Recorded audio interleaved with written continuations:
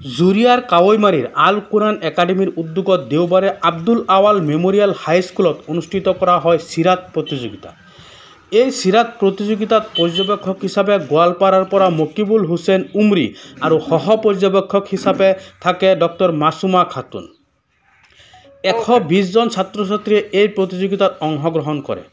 প্ৰতিযোগিতাত প্ৰথম স্থান অধিকাৰ কৰাজনক 10,000 টকা, দ্বিতীয় স্থান অধিকাৰজনক 7,000 টকা আৰু তৃতীয় স্থান পোৱাজনক 5,000 টকাৰ পুৰস্কাৰৰ কথা ঘোষণা কৰা হৈছে।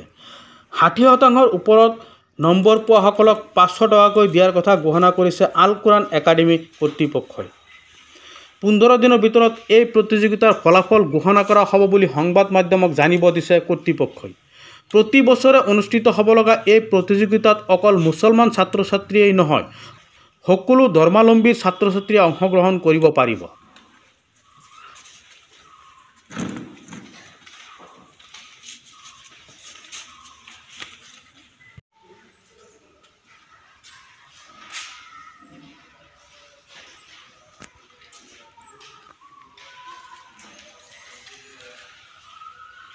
আসসালামু আলাইকুম, মই ডক্টৰ মাছুমা হয় আৰু প্ৰথমে মই সকলোকে আপোনাৰ অভিনন্দন জ্ঞাপন কৰিছোঁ যিসকল ছাত্ৰ ছাত্ৰীয়ে আমাৰ এই প্ৰতিযোগিতাত অংশগ্ৰহণ কৰিছে।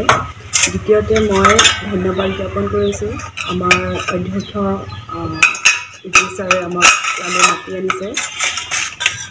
মই আশা কৰোঁ যাতে আমাৰ ধৰ্মীয় ফালে সকলো ছাত্ৰ ছাত্ৰীয়ে এনেকৈ আগবাঢ়ি যাওক আৰু নতুনকৈ যিখিনি কম্পিটিটিভ এক্সাম আহি আছে তেওঁলোকে তাত যাতে অংশগ্ৰহণ কৰিব পাৰে আৰু এনেকৈ আগবাঢ়ি গ'লে কি হ'ব, আমাৰ অসমৰ সুনাম হ'ব। অকল আমাৰ ধৰ্মীয় অনুষ্ঠানতেই নহয়, তেওঁলোকে সকলোফালে আগবাঢ়ি যাব বুলি এটা আশা ৰাখিছোঁ আমি। আৰু ভাল লাগিছে ইয়াত আহি পৰিৱেশটো দেখা পালোঁ, ল'ৰা ছোৱালী লগ পোৱাৰ পাছতে সঁচাই ভাল লাগিছে। আমি এটা গম পাইছিলোঁ কথা যে তেওঁলোকে এটা কেটেগৰী দিছিলে যে ক্লাছ 9ৰ পৰা ডিগ্ৰীলৈকে, কিন্তু আমি ইয়াত অহাৰ পাছত দেখা পালোঁ যে ক্লাছ 9ৰ তলৰ যিসকল ছাত্ৰ ছাত্ৰী আছে তেওঁলোকেও অংশগ্ৰহণ কৰিছে। গতিকে ল'ৰা ছোৱালীৰ ইচ্ছুক দেখি সঁচাই ভাল লাগিছে এই অনুষ্ঠানত আহি। আমি আল কুৰাণ একাডেমীৰ তৰফৰ পৰা স্কুলৰ ছাত্ৰ ছাত্ৰীৰ কাৰণে ৰসুল সাল্লাল্লাহু আলাইহি ওয়াসাল্লামৰ জীৱনীৰ ওপৰত এটা চিৰত কম্পিটিশ্যন ৰখা হৈছে। এইটো আজি প্ৰায় 120টা ষ্টুডেণ্টৰ সৈতে ৰেজিষ্ট্ৰেশ্যন হৈছিলে আৰু এইটো পৰীক্ষা আজি আৰম্ভ হৈছে। ইয়াৰ এটা ফলাফলৰ ওপৰত ভিত্তি কৰি আমি এটা পুৰস্কাৰ ৰাখিছোঁ। সেইটো প্ৰথম পুৰস্কাৰ 10,000, ছেকেণ্ড পুৰস্কাৰ 7,500 আৰু থাৰ্ড পুৰস্কাৰ যিটো আছে তৃতীয় স্থান অধিকাৰ কৰিব তাৰ কাৰণে 5,000।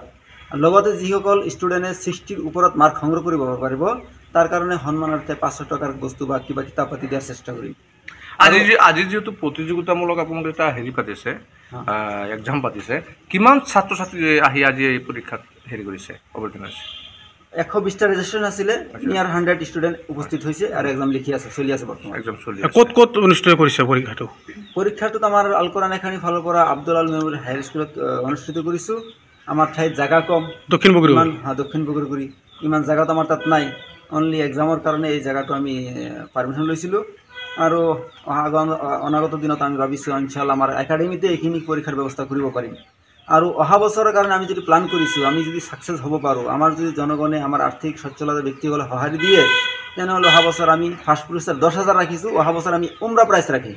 যিসকল মানে সেইকাৰণে ফলাফল ভাল পাব তাৰ কাৰণে ফাৰ্ষ্ট পজিশ্যন যিটো আছে সেইটো উমৰা প্ৰাইজ ৰাখিম। মক্কা মদিনা ভিজিট কৰাই আনিম, যাতে মুহাম্মদ সাল্লাল্লাহু আলাইহি ওয়াসাল্লামৰ হিষ্টৰী অধ্যয়ন কৰাৰ পিছত সিহঁতৰ যাতে মুহাম্মদ সাল্লাল্লাহু আলাইহি ওয়াসাল্লামৰ চৰিত্ৰৰ জন্মস্থান জেগাবিলাক ভিজিট কৰি আহিব পাৰে। তাৰ পাছত তাৰ মানৱতা, তাৰ ইমানদাৰী, তাৰ মৌলিক অধিকাৰ সেইবিলাক মানুহৰ যিমান বুজিব লাগে, তাৰ ইমানী ক্ষমতাটো বা মুহাম্মদ সাল্লাল্লাহু আলাইহি ওয়াসাল্লামৰ চৰিত্ৰটো তাৰ ভিতৰত যদি সোমাব, তেতিয়া এটা মানুহ হিচাপে মানুহক ইনভাইট কৰিব, মানুহ দাৱাত দিব, নিমন্ত্ৰণ কৰিব, এটা সুপৰিৱেশ গঠিত কৰিব পাৰিব।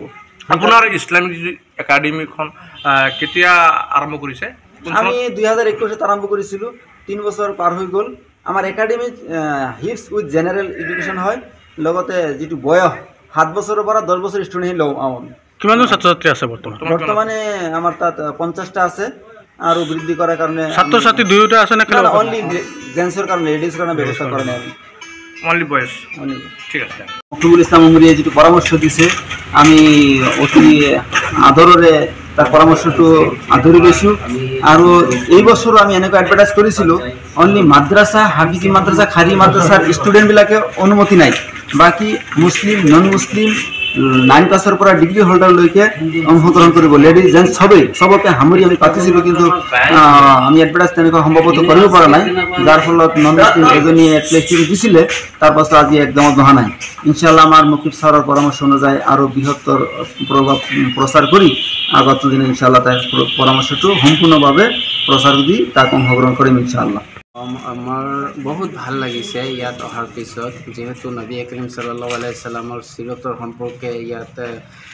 পৰীক্ষা চলি আছে আৰু মোক ইয়াত মাতা হৈছিল তো সেই আমি আগৰ পৰাই এক্সাইটেড আছিলোঁ ইয়াৰ কাৰণে শুনাৰ পিছত তাৰপিছত অহাৰ পিছত যিটো পৰিৱেশ দেখিলোঁ বহুত ভাল লাগিছে মানে বহুত ষ্টুডেণ্ট হৈছে তাৰ কাৰণে গোটেইবিলাক ষ্টুডেণ্টৰ কাৰণে শুভেচ্ছা থাকিল তেওঁলোকে যাতে ভাল ৰিজাল্ট কৰে আৰু বিশেষকৈ মই পৰামৰ্শ দিব বিচাৰিম যে ইয়াৰ পিছত যাতে এটা বৃহৎ আকাৰে মানে কি পৰীক্ষাখন অনুষ্ঠিত কৰা হয় আৰু ইয়াত যেনেকৈ আমাৰ মুছলমানবিলাক ষ্টুডেণ্টবিলাকক কৰা হৈছে মানে কি অকল মাত্ৰ ৰখা হৈছে মই অলপখিনি মানে পৰামৰ্শ দিব বিচাৰোঁ যে ইয়াত যদি আমাৰ ধৰ্মীয় মানুহবিলাকতকৈ আৰু যদি আমাৰ যিবিলাক আছে অনা মুছলমান আছে ষ্টুডেণ্ট তেওঁলোকক যদি আমাৰ ধৰ্মীয় ফালৰ পৰা ৰাখি যদি তেওঁলোককো কিবা এটা মানে চান্স দিয়া হয়